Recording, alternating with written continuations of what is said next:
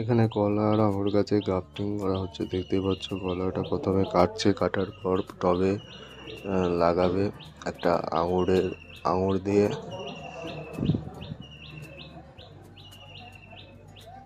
দেখতে পাচ্ছ। তোমরা এরকম যদি ইন্টারেস্টিং ভিডিও দেখতে চাও তাহলে অবশ্যই চ্যানেলটিকে সাবস্ক্রাইব করে নেবে। কলা আর মাটিতে পুঁতে দিল। দেখতে পাচ্ছ গাছ বেরিয়ে গেছে, গাছের শিকড় বেরিয়েছে। কেমন লাগলো অবশ্যই জানিও ভিডিওটা। বাই।